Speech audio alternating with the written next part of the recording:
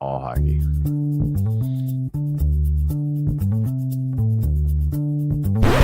Welcome to Deep Dive Daily. Good morning, Andy. It is the eve of a 3-day weekend. We figured we'd give the people some content. Haven't done a lot in May, but believe me, you haven't missed much if you have been missing the deep dive, because I've been losing my ass in May. So it is.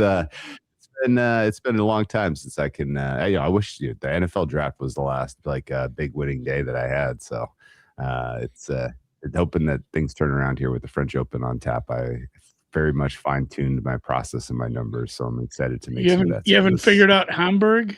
Like we got like a lucky loser and a qualifier in the semis? Yeah, Hamburg has been very weird. Yeah. Navoni beating Casper Ruud today in Geneva was also funny. I guess Ruud was just ready to go to Paris, but I didn't understand why he was there in the first place. But yeah, there's some absolutely ridiculous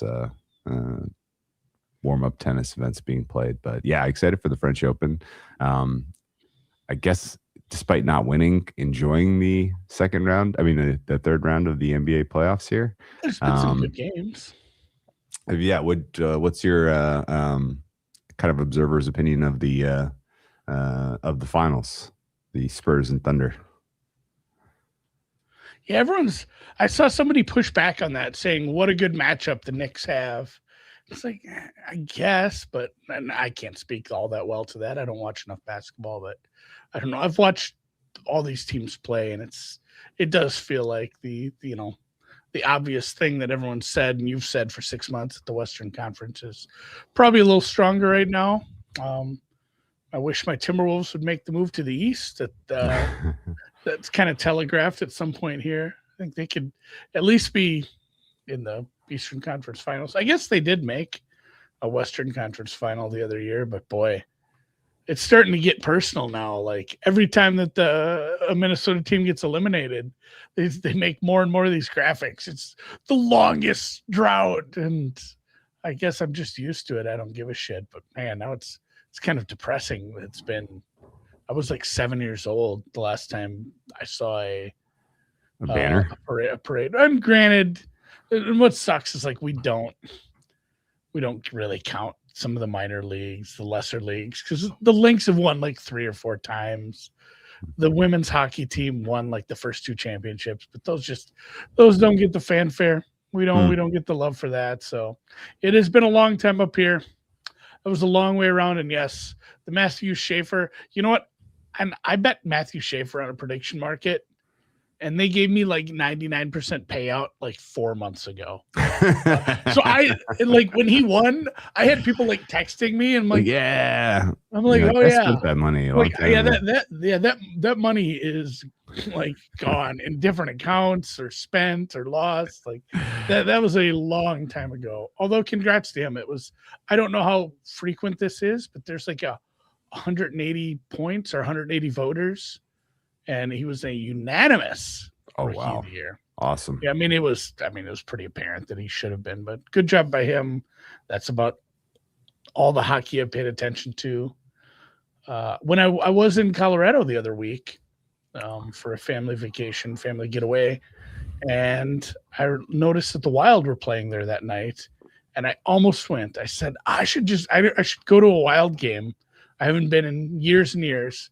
I'll go to one, but I'll go not while I'm at home. I'll go to some random away game in the playoffs. And it was the game that they were up 3-0 and lost. Oh, jeez. Oh, my God. I'm glad I didn't watch that. And then, my final hockey take is, Montreal's great. Very fun. I will be rooting against them to keep. Well, isn't it funnier if the Canadian hockey team wins the first Stanley Cup since the last Canadian Stanley Cup, which was also a Canadian. It's been 1993. French Canadians. It was the Canadians. Yeah, if someone's going to break the streak, you want it to be the French Canadians, right? Yeah, the power rankings of Canadian teams to break the winless streak for Canadian teams, and clearly Toronto's at the bottom because I enjoy the misery of the Toronto fans, and it's funny. Second to the bottom would be Edmonton because it's weird. It makes no sense that they have those players and they somehow can't get it done. So that's funny. And then it's like a tie for all the rest of the teams. If like the Flames or the Canucks, can I name all the Canadian teams? Flames, Canucks, Calgary, I said, Edmonton, Montreal, Toronto. Flames and Calgary, so you've double counted. What's that? You said Flames and Calgary, so you double counted. We'll go cities. Vancouver, Calgary, yeah. Edmonton, Toronto, yeah. Montreal, okay, Winnipeg, okay, and Ottawa. I didn't get in order. I think there's 7. So any of the other teams would be fine, I guess, winning it. So if Montreal does win it, it'll be less heartbreaking for me. But I would like to see the Americans keep it up, especially if it's something funny like, power hockey hotbed, longtime hockey hotbed, Las Vegas, Nevada. Well, shit, man, they've won a Stanley Cup more recently than Canada, and that's actually the last I think in-person hockey I saw was Golden Knights hockey, and they put on a hell of a show at T-Mobile Arena. That is a great time if you're in Las Vegas and they're playing. Now you're making me think I should go out to Vegas and see some.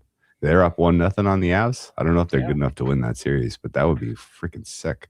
Montreal leads 1-0. I don't know. I think it's going to be Hurricanes, Avalanche in the end. Those feel like the two best teams, but I have zero clue what's going on. Let's talk a little bit about the NBA playoff bracket here. It's 1-1 in the West. Spurs were the rightful winners of game 1. It felt like the Thunder might steal that game. But pretty much everything that you thought could be a problem for the Spurs. I mean, could be a problem for the Thunder with presented by the Spurs really manifest in that game. Game 2, I'm holding a huge bag on the Thunder. I was like, if I don't see a serious kick-ass win, I'm getting out of this position. It didn't really feel like a serious kick-ass win to me, despite the fact that they covered. They got an extremely friendly whistle. Dylan Harper got hurt. And coming out of that game, I was like, man, if Harper's done, it looked like he got a hammy. If he's done, then the Spurs are kind of cooked because they're probably going to bring Fox back. That's a net negative against the Thunder, in my opinion, because he now presents a target you can attack. But the word yesterday that Harper was an abductor, not a hammy, I think is probably positive, and it probably means he'll play at least someone later this series, if not game 3 tonight. So I have no idea what to do.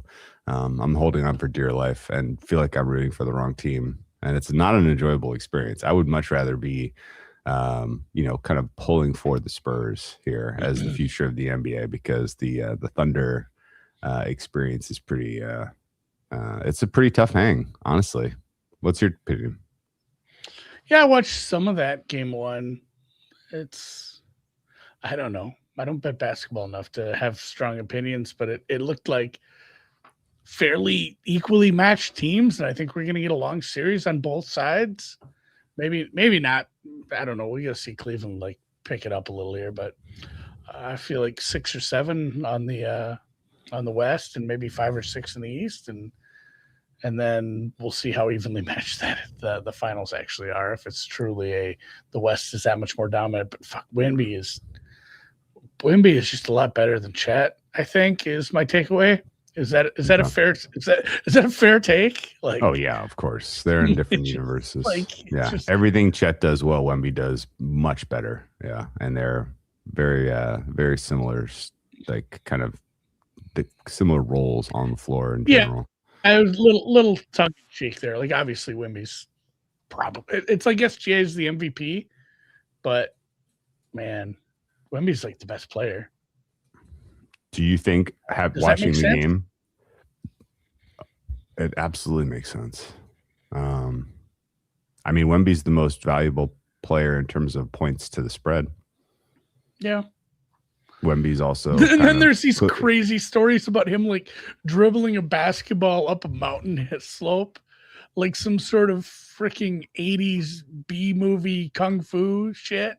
Or the one Batman where he's training with the guy from Taken. Man, I just rewatched Schindler's List too. Oh, I forgot how brutal parts of that are. You're all over the place, but yeah. I know, but I was thinking of Liam Neeson, and God, he's so young in that. The injury thing. Did you see any of the Twitter stupid shit yesterday around the injury? The Spurs injury. No. Somebody. Oh, the FanDuel. Yeah, like somebody. That's the worst part about the internet now is like, there's so many stupid people that have like big audiences, and they're 50, so they believe anything. Or there's enough stupid people who are smart enough to know I can run with this as like rage bait and get 10 million views and make money on Twitter like this. So a bunch of people are running with the, hey, this is a FanDuel employee tells them to go back to the locker room. And like people believe that because people they just, that fits my narrative because I lost my parlay. I'm like, Jesus Christ, guys, what are we doing here? What are we doing? I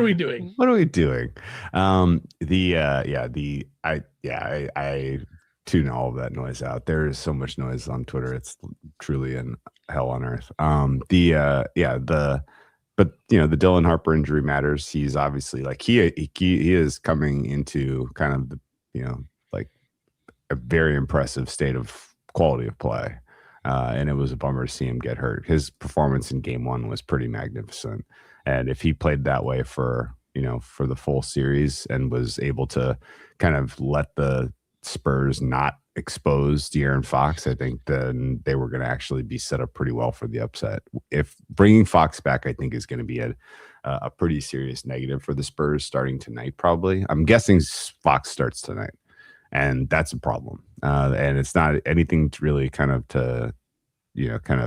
throw dirt on Fox. Fox is an incredible offensive piece, but he is a very, very average defensive piece. And if you didn't have Wemby on the floor, Fox is a very minus defensive piece, but he presents kind of there are now kind of 3 weak spots on defense with Fox, Champagny, and Devin Vassell on the floor. If you can kind of find ways to attack against those 3 pieces, you're going to find offensive success here. So my guess is that the Thunder get into the 110s tonight. And the big question is, can the Spurs find enough offense with Fox now to just eke out a victory? I think it's Game 3 is probably going to be it's a swing game. Thunder can take back home court, or the Spurs can, kind of really put the Thunder in a very, very difficult spot here. So I can't wait to see how it plays out.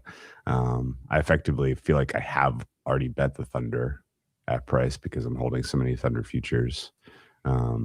If you do decide this is the time to get off, I think now is like a fair price to do it. Does that make sense? If you're a bitch, if you've overstaked, let's put it this way, if you've overstaked Thunder. If you're feeling bad about how much you have at risk, it's not a bad time. Right. If you've overstaked Thunder, I think you can probably take some down. I saw a video, and I won't name which diminutive, heavy-chested influencer this was from Chicago, but she shills for one of the prediction markets, which I'm not allowed to anymore. Prediction markets illegal, and in Minnesota illegal. Somebody actually went through that bill and read everything, and there's some verbiage in there that is like promoting it.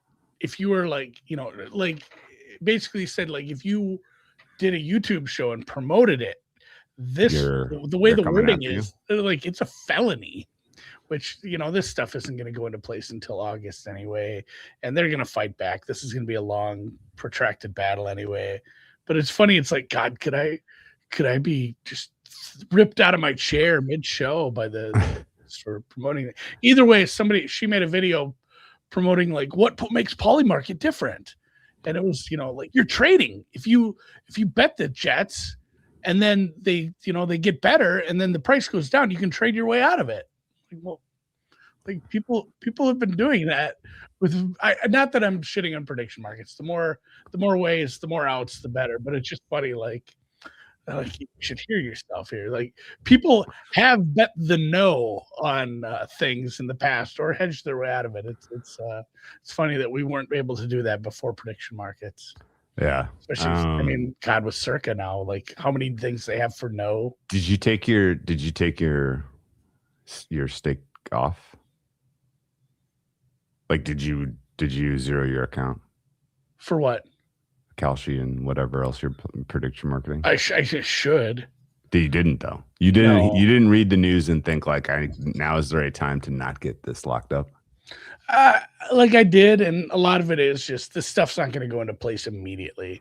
Like they're not going to lock up accounts in the next week or so. But I'll definitely. I'm going to see how this goes in the next few weeks and see if I should just drain it and put it all back in Bookmaker. I guess I've been dicking around with it mostly because the draft, that was actually the easiest way to get anything into the market was through Kalshi, and then immediately rolled it all into Sinner, French Open and Sinner Wimbledon. So if something like were to break in California that they were locking it up, I would be pretty upset, and I don't know what I would do. I would probably sell That's the nice part. I would sell my positions, and I would probably get the hell out.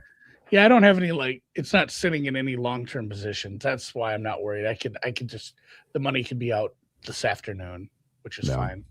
I'm not worried. And again, I like more outs. There should be more ways to bet, more outs.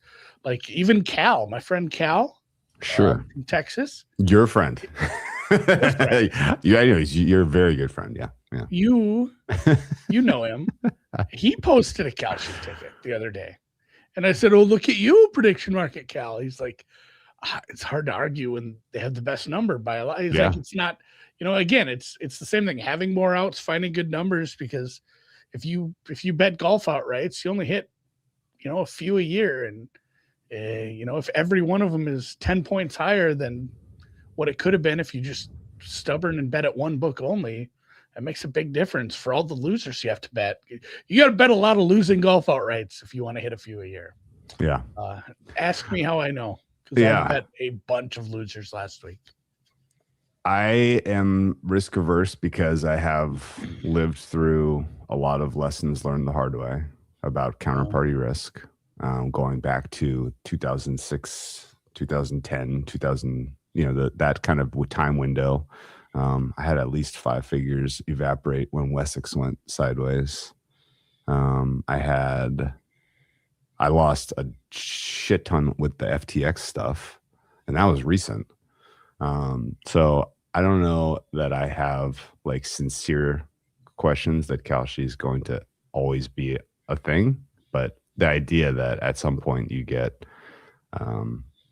it gets something, that like, hey, your balance gets frozen and it's just stuck in limbo, and you're sitting there hoping, wishing that that eventually it gets resolved and you get made whole. Like I was just gonna say, this is something to be worried about. It should be there. Nothing. We do not work in absolutes. Absolutely not. When we speak about probability, and it may be a 0.1% chance, but it's still a small chance, just because nobody saw Black Friday coming, or Black Monday, or what day was it for poker? Black Friday, Tuesday? Black Monday, Black Wednesday. Remember. Either way, it was a black day in poker, and a lot of people had big balances at some of those accounts and just never saw it again. I'm a net positive on some of these shit casino books, but I've got rugged pretty hard on a sweeps casino or two, where it's like, oh, you got me. Like I'm not getting that money back. I guess I'm gonna try some chargebacks with the card, but no, I mean, shit happens, and always kind of have your head on the swivel, be cognizant of the news, because things can happen. I think just based off the PASPA ruling and where we sit and how many states and the federal government treat prediction markets so closely with sports betting, I think it's gonna be fine. Just don't go putting your kid's college fund in something that isn't FDIC backed. Like I trust Bookmaker with my life, and some of these offshore books that have been around forever. Yeah. You don't want to take a significant portion of your net worth and keep it in there. You just never know. There could be a military coup in Costa Rica that just throws everything for a whack, and things happen. So just be risk averse. Yeah, no doubt. Be smart. That's the biggest actually exposure in betting is counterparty risk, honestly. And anyone who's been stiffed knows that that's the truth. And I think ultimately it's like Sam brings up, they just raised another 200 million. That Kalshi, that great. I hope they continue to improve the product. I hope it's always a thing that I can have access to.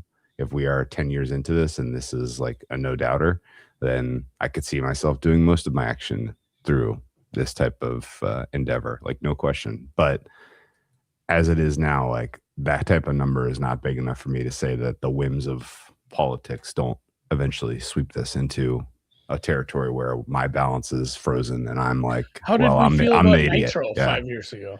Yeah, it was like this is incredible. It's no doubt. It's like this is an untouchable market. It's all crypto. Yeah, of course. And then same with FTX. Like FTX looks like it was too big to fail, and then it failed. And if you did you ever see those numbers of like what he had invested in? Yeah. Yes. Like if they wouldn't have gotten caught and had to liquidate. Yeah, it would be like one of the most valuable. It would be they would be. Giant swinging dicks right now. All of his bags were like average, like 100xers. It was crazy the stuff he invested early. Yeah. And he just fucked it up on the other end. Yeah. And I don't know, man. Anyway, we're gonna preview the lacrosse Final Four today. I mean, Duke's gonna win. I don't know what the point is. Don't let Duke get hot. They're taking down, I think they're playing Princeton. Is that right? Princeton? Yeah, it's Princeton. It'll probably be, I'm going Duke, Notre Dame in the final. Sounds right. And it is Duke over the Golden Domers. Catholics versus convicts again. 12-9. Yeah, Catholics, convicts too. 12-9 Duke. I like that. That sounds good to me. Sam, if you actually have a take, feel free to write it. We don't know. I don't know. I just thought Duke was in the Final Four, and I'm happy. I've watched a little lacrosse. I still do not fully understand some of the rules. Really? Well, I mean, I understand the basic. It's like how you don't understand all the penalties in hockey. Like I understand how hockey works. I understand the positions and some of the things they do, but I don't understand all like how the penalties work and how some of the, some of the rules on like in the crease and goalie interference.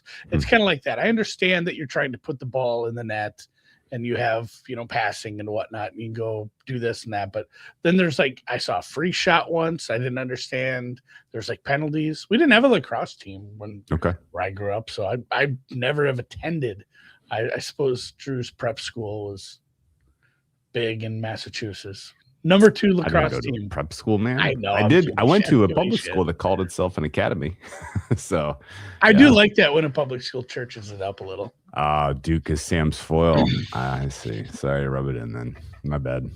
All right. Duke has never been anyone's foil. In seriousness, let's talk tennis Final Four for the French Open. In the men's side, I have Sinner over Medvedev. And then I have Hoda over Rude. I think Hoda is good enough to win Q4. I bet some of that at 4-1. I think that's a fun price.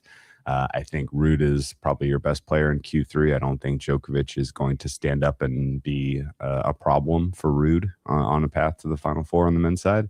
And then I think Sinner over Medvedev, and I think Sinner over Hoda. And I think Hoda is our best hope of kind of reestablishing more than a big one in tennis, because I'm sincerely concerned about Carlos Alcaraz ever coming back to the form of the last handful of years. Hey, he's like hurt. Yeah. Old enough to remember.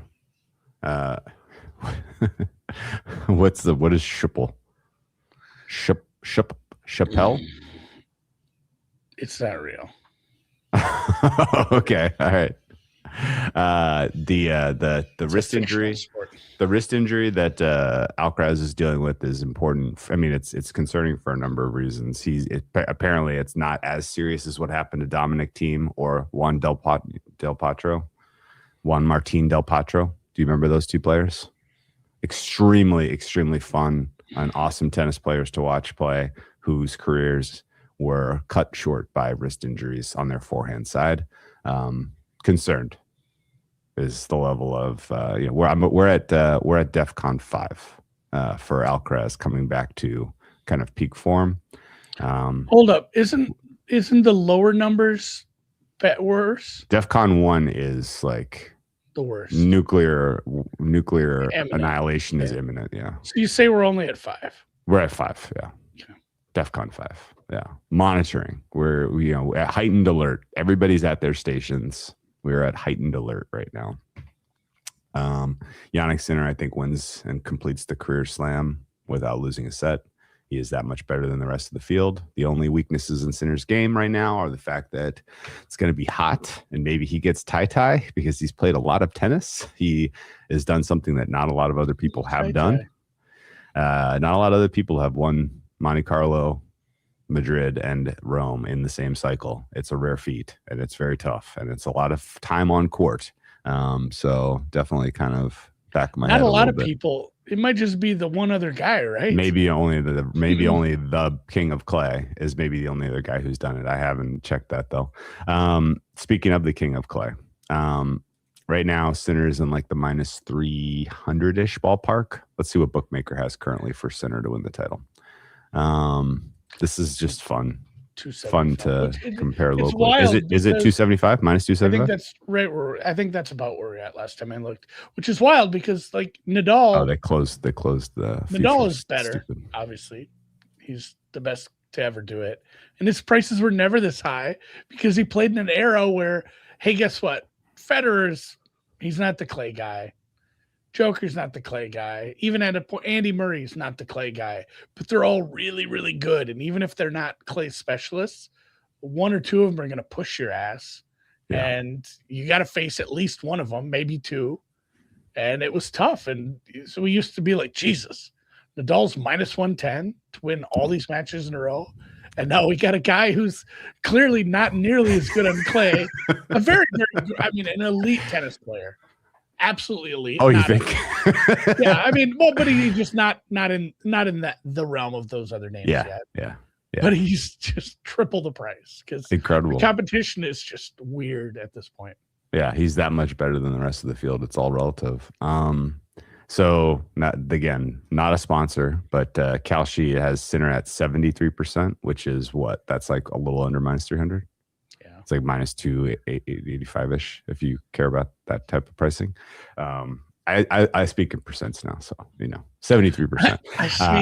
I actually have Sinner in the high 80s, so I think he is a bet at 73%. I think that's a very fair bet. And it is crazy because in the mid 80s. You mentioned the Nadal at minus 110 thing. Like I went back to I used to blog. A million years ago. I wrote a tennis French Open preview in 2017, which was the year that Nadal got his 10th for like Monte Carlo. Pinnacle? His 10th. No, I just had a Medium blog where I was just like, these are my thoughts. These are my thoughts. And it was actually typed out. It wasn't even AI. This was before AI existed. And I was feeding the beast. Anyway, so I typed in my thoughts about the 2017 French Open. I'll put a link in the comments if anyone wants to read it because it's hilarious. In the article, I was like, Alexander Zverev is the future. It's not a matter of if, it's when he wins his first slam. You weren't that far off. He looked to be. Yeah, I can't even be mad. I can't even make fun of that take. But yeah, in 2017, Nadal had won his 10th Monte Carlo, his 10th Barcelona, his 5th Madrid, and then got beat by Team in Italy. And he was going for his 10th French Open. And it was like, this is crazy. The guy's going to win his 10th French Open. Like, this is wild. And his futures price was minus 110. And at that time, my fare on him was like in the minus 150s. And I was like, I think this is a bet. As crazy as it is to lay a price before a tournament on a player, like, this is a good bet. He won that one without dropping a set. So it was obviously it was a fair play. And the funny thing was that wasn't even the shortest he ever was.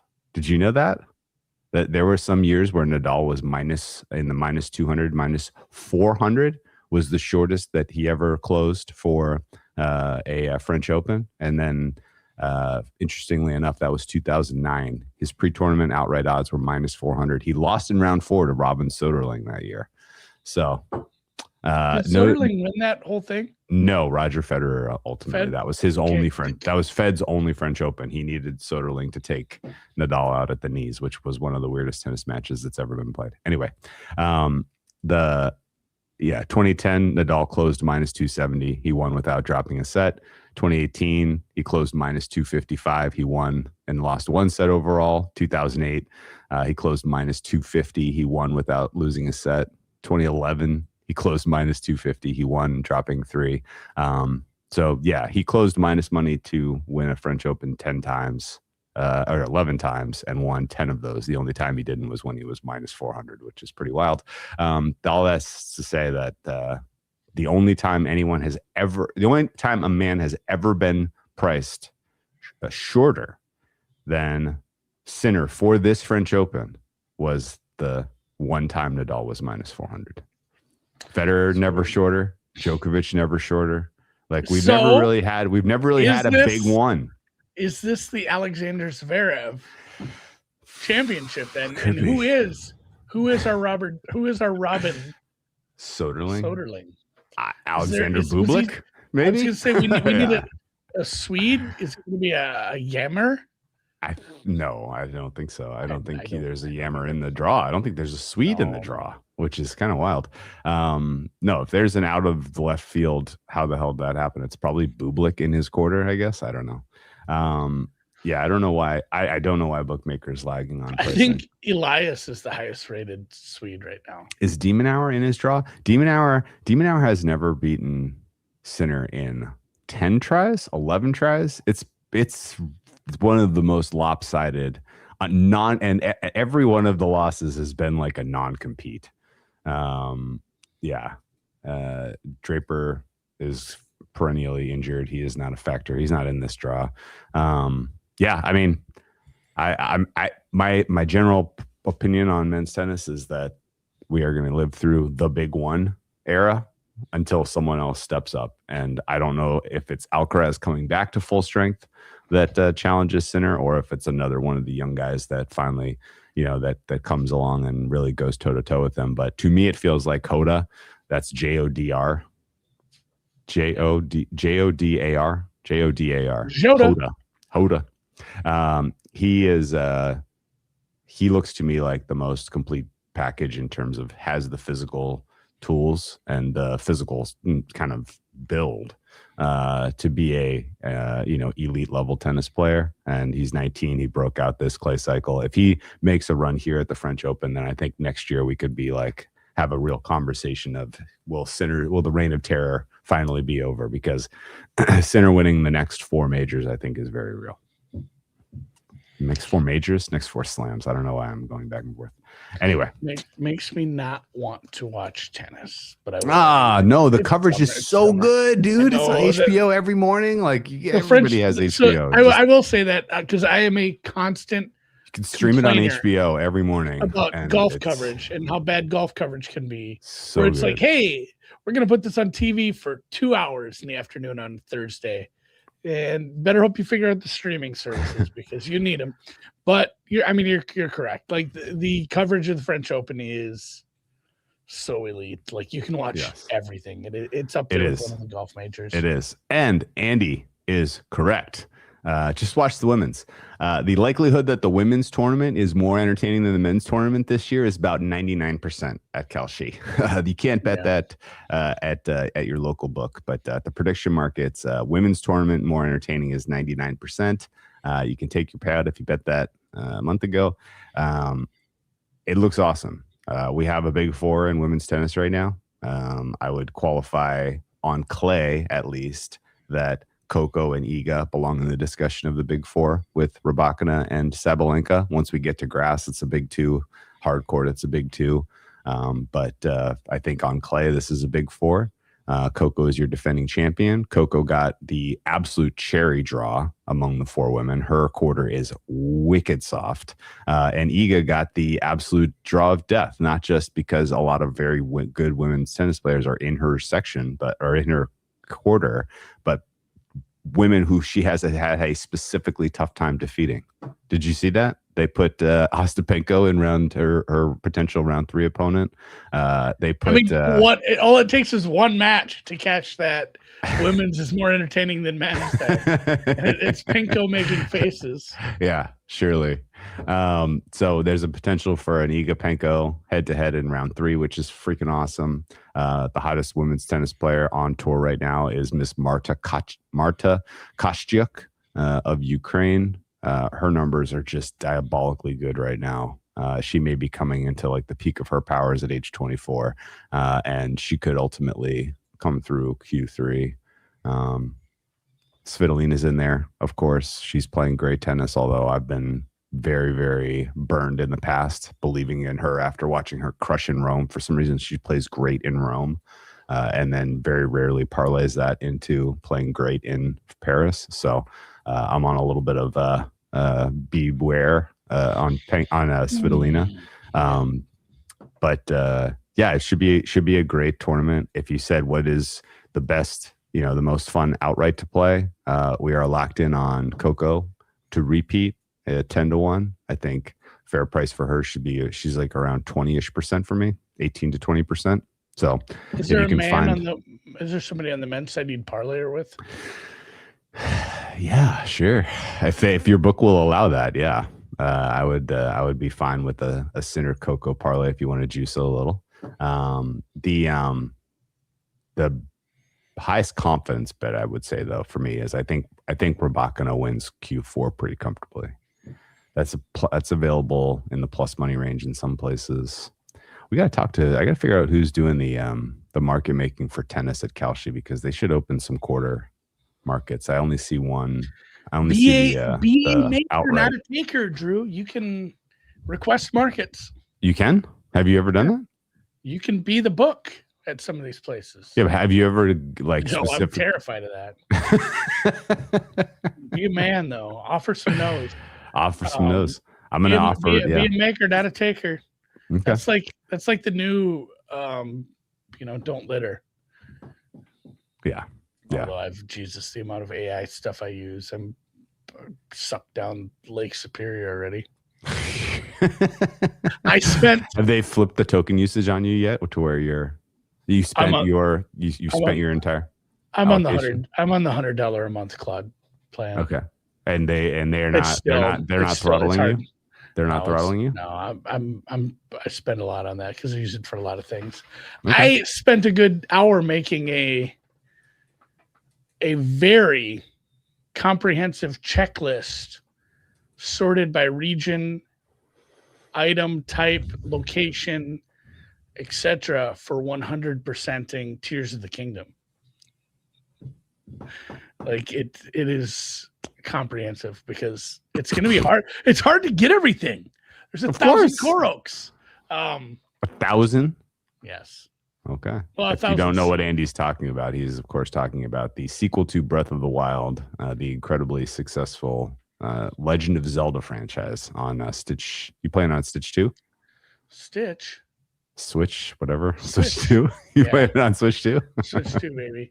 Which leads me, we haven't talked TV. Have you watched any good TV lately? Yeah. Not much though.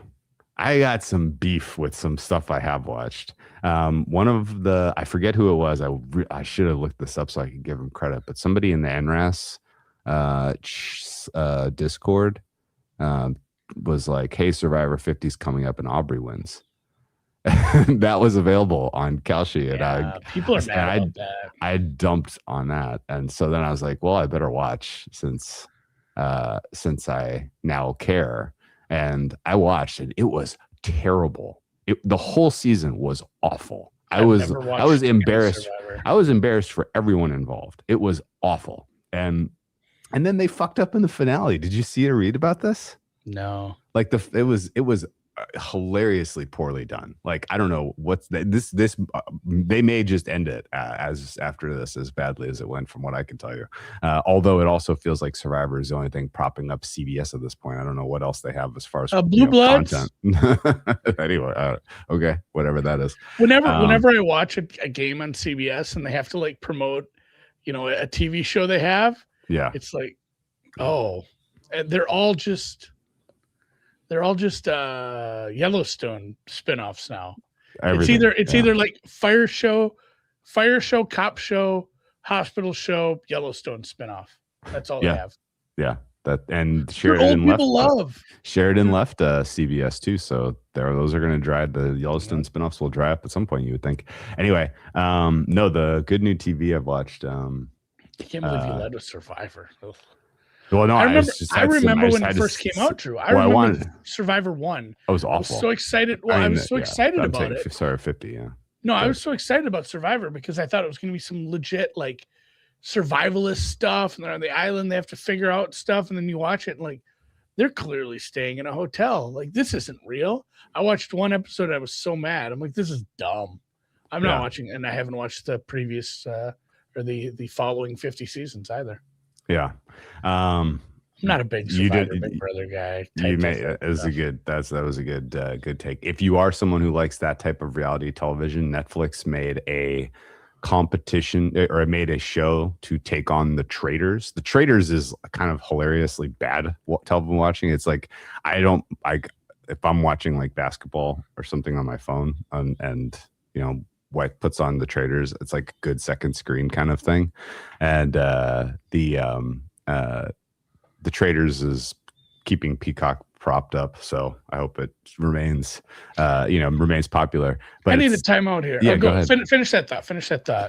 So anyway, The Traitors so NBC and Peacock are putting up The Traitors, which is not good, but is at least entertaining. And Netflix made a ripoff of it called $1 Million Secret, and the second season of it was very, very entertaining. So if you're looking for that type of content, I would recommend $1 Million Secret season 2. And then the kind of scripted stuff, the Andy type of television. I don't know if you've seen this yet, but there's something very, very good that is percolating. It's being released serially right now. Is Apple it Margot TV has money problems? No, no, it's not. I started watching that. I don't know that Miss Fanning. What's her name? Fanning has Fanning? I don't know that Miss Fanning has done nudity before. Somebody can correct me if I'm wrong, but I think they said, "Hey, we'd like some nudity in this," and she said, "Well, if we're going to do nudity, we're going to do it for half the show every show. My breasts are going to be out for 14 minutes per show." Because it's like I started watching this and the kids are like running in and out of. I'm like, well, I can't watch this. Like, I have an 11-year-old here. It's gonna be very formative for him. But yeah, it's good. So Margot has money problems or money troubles or whatever. It's pretty good. I'm only a few episodes in, but she's very funny. I do like. She's my favorite Fanning. I didn't think. Oh yeah, for sure. I didn't. I mean, that's not hot take. She had a good turn in Complete Unknown. You know what? Oh yeah, she was great in that. You know what show I watched, and it wasn't bad. And I haven't watched all the ones in between. I've obviously seen the original with Jesse Ventura, but I watched Predator: Badlands. Oh yeah, she was good in that. She was the only good part of that. The rest of that movie was hot garbage. It was a bad movie. I knew that going in. She was like that's a good airplane. That's a good airplane movie. Well, that was my point. I was going to bad. make with the Traitors is, and God bless his heart, I love these people, but I don't do this, and I think a lot of people treat the TV that is mounted on the wall or on the entertainment center or whatnot. They treat it as like a white noise machine now. Because we went and we stayed in a cabin in Estes Park for a few days, and then we went and visited my wife's sister, and we just stayed at their house because they have extra room. And when they would get home, my brother-in-law would flip the TV on, and it would always go to Food Network. They always just leave Food Network on if they aren't watching something. It's always on Food Network. But then he'd just plop down and play reels like loudly. So they both. I couldn't handle it. This is too much. This is too much tism for me. I can't even do this. And I love a second screen. I just can't do sound on both of them. But like, I think a lot of people treat the TV like it's just something that's happening in the background now. Like they're not watching the TV. It's just on. That's that's my evening mostly. I'm watching sports on my phone, and then my wife is watching something with the volume up Yeah. on the television. Yeah, I on the still weekdays. I Yeah. still am doing our Better Call Saul rewatch, but Good television recommendation that I was getting to though is on Apple TV, like Margot Money Problem Tits Out show. There's no tits in this. It is Widow's Bay. Have you started watching with Widow's Matthew Bay yet? Reese? With Matthew Reese? Have you started It's watching this yet? no, it's on the list. I love Matthew Reese. I'm not going to and build it up I've, too much, but it's pretty. I've It's heard pretty. people. I heard somebody It's pretty say watchable. it was good. It's really So, watchable. Yeah, when I popped over to Apple TV to see if Silo was out yet, I saw that. And I'm surprised it didn't get more fanfare. Honestly, it's really well done. The guy who kind of directs the episodes was a producer on a bunch of really, really successful television shows. He's got a Japanese name, and I can't come up with it. Hari. Let me see. Widow's Bay. Really well written, really well directed, and funny, honestly, which is maybe the surprising part of it.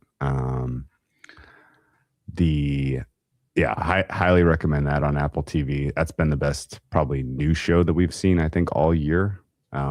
Hiro Murai is the director. He was the producer of The Bear, Mr. and Mrs. Smith, Atlanta, Station 11. Those were all good shows.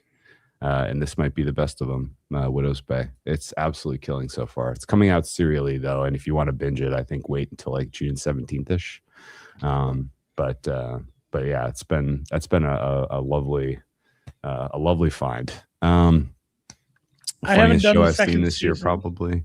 I haven't done the second season of Friends. Is it out? Is it all the way out yet? I don't know. I don't even know. I haven't heard anybody buzzing about it, which has got me a bit concerned. It's hard to if follow up. If Sam's stat says it's solid, I'll keep it on the. It sounds like good summer watching. Yeah. It actually feels like a good summer for Apple TV in general. Cape Fear looks ridiculously good. Have you seen that? The previews for that? Yeah. Whew. I've been watching a little bit of Euphoria. Like I'm not caught up on that. Why? Because it gets mentioned in the zeitgeist, and I feel like I want to be in the know on some of these. But Jesus Christ, the plot lines are just off the rails for no reason. And I mean, it's still a well-made show, but Jesus Christ, like, it was always. I mean, yeah, it's always just kind of a mess. Okay. Funniest thing I saw this year, of course, was Company Retreat. The Jerry Duty. Did you ever watch that? I have not. Still on the list. Okay, I won't. It's harder. I don't watch it. as much TV in the summer either. I won't spoil it. I thought that was laugh out loud funny at times. It's absurd, but it's funny.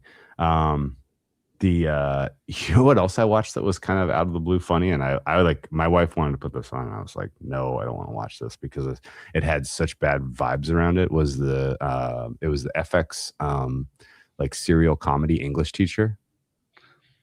You never heard of this? No. They did 2 seasons. They're each like 10 episode, 25-minute episode seasons. Season 1 was hilarious, and then they greenlit season 2, and then in between those, the lead guy produced, the lead writer, creator, and actor got embroiled in some sort of controversy about bullying or something, and it seemed like absolute weak sauce. Whatever was being raised against him as far as wrongdoing, and FX canceled the show after season 2, and I was like, well, I guess not worth watching season 2 then if they just didn't put any effort into it. But my wife really wanted to watch it, so we started watching it. It is fucking hilarious, and I can't believe that they fumbled the bag on a very good, funny show and creator because of some sort of canceling. But maybe he did something sexual wrongdoing that I don't understand or know about, and I'm talking out of turn. But English Teachers season 1 and season 2 are both pretty freaking funny, and kind of a perfect reflection of like where we are at a society level. And if you have kids in high school, then I think you'll especially appreciate it. So I would give that a serious consideration. That's about it, though. Other than that, I can give you a laundry list of terrible television I've seen. It has been a bad year. Later this year, we are going to get a second season of The Studio. Bump for that. That's fun. This weekend, I probably will watch The Sheep Detectives in theaters. I've heard nothing but good things about this film, even though it's like a family film. They say it's incredible. And Julia Louis-Dreyfus and Hugh Jackman. You got me. Plus I can, I can bring the family to it. We'll see what the weather does. It's feeling like an outdoor weekend. I got the shelf. I spent like 3 days putting together this giant greenhouse I bought. And I'm like, fuck yeah, I have a greenhouse now. And then I realized, like, what am I going to do? Set the plants on the goddamn ground? Like, it doesn't come with any shelves or tables or anything. So I had to build a shelf for it. So now the greenhouse is up and rolling. Not even for weed, just like flowers and stuff. I thought you were doing like you say you're doing like cucumbers and tomatoes and shit like that. Oh yeah, all kinds of vegetables in there. Peas. What do you the most excited about? Peas are cold season. Those go right in the ground, baby. Oh, okay. We're putting them right in the ground. Okay. What am I most excited about eating? I don't know. The asparagus has already been up, and it's spectacular. I'm eating. I'll have fresh asparagus again tonight. All right. My piss is gonna stink for 6 weeks, Drew. Do you have the gene, or you can smell it? Yeah. So you have. Do you have to have a gene? It's like cilantro. You have to have a gene. Yeah. Yes. It's like 1 in 4. Oh yeah. Like we have a fan in the bathroom for when you take a gnarly shot. I flip that on when I piss in the spring because of my asparagus. I can't take the smell to the point where I don't really eat asparagus anymore. Because I think it's cumulative. The more you eat, the worse it gets. I don't know. You know how everybody. You know how you don't mind your own farts. Okay. Yeah, you know how it is. Like someone else's. Yeah, I'm not going to get up and leave the room. Right? Sure. Yeah, it's like it's fine. It's kind of like that. Like, that's my own piss. I don't have the cilantro soap one. I love the cilantro soap one is 1 in 4. The asparagus pea one is. I didn't know we were going to get into Mendel here. 60% of people are genetically unable to smell asparagus urine. So it's 40% are, 60% are not. I am the 1%. Cilantro soap, I think, is 1 in 4 have the soap taste with cilantro, which is a bummer for them. Cilantro is excellent. I know. Yeah. When I was up in Colorado / Wyoming. Oh, you know where I stopped? You'll never guess where I stopped. It was a gas station. Okay. In Laramie? Called Buc-ee's. Buc-ee's? With the beaver? Have you ever seen these things? Sure. I wanted to get a drink. And the entrance we went to, the drink was 150 yards from me. Like, it's the size of like the original Walmarts. My daughter wanted to stop because she wanted to get a shirt. And I'm like, we can stop at this thing. I've heard of it. I don't understand why it needs to be that big. There had to be 75 people working there. They had an automated tortilla making machine with a conveyor belt. Okay. Things that gas stations don't often have. Okay. That is crazy. Yeah. So it's like a Walmart. It sounds like, yeah. Big part Buc-ee's, of my trip. You can get gas there.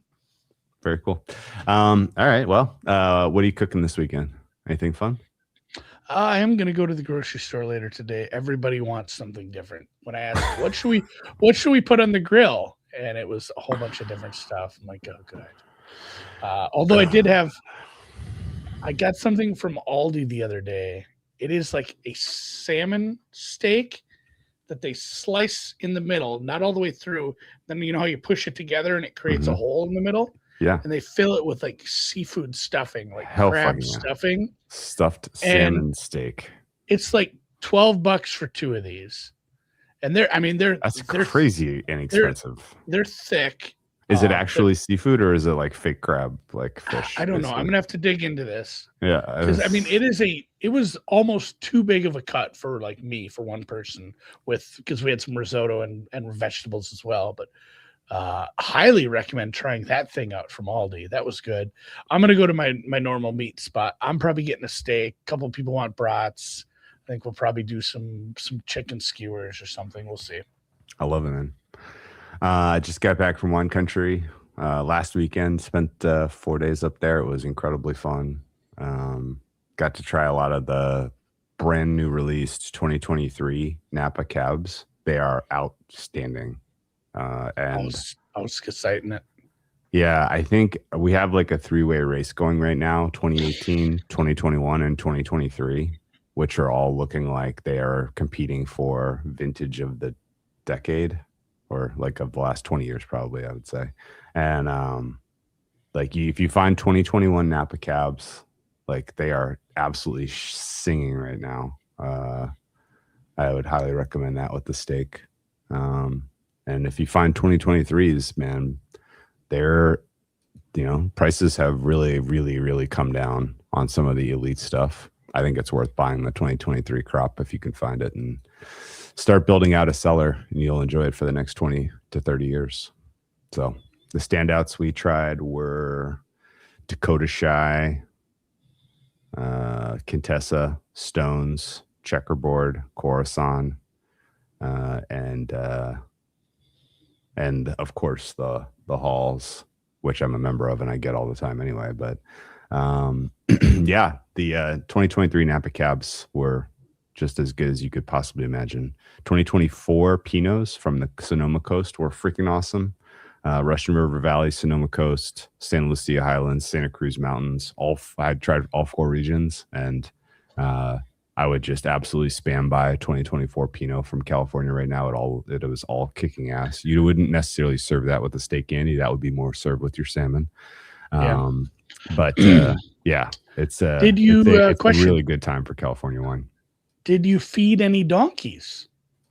Not this time. I did. I have fed a donkey at a wine party before. Yeah. Max.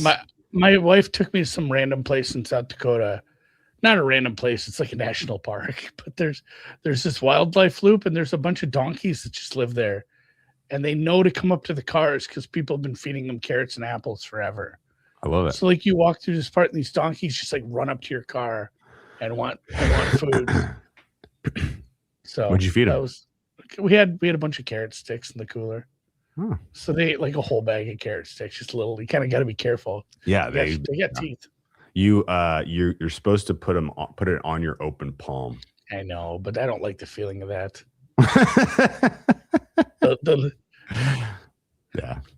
Yeah. I just rested for the biscuit. Okay. I should get some wine. I'm gonna get something light and crisp for this weekend. It's funny, we're gonna be up in the 80s next week, so it's gonna be good wine drinking weather. I love it, man. Rosé time. Yeah. It is Rosé all day. Rosé all day. A lot of good California rosés I tried up there, actually.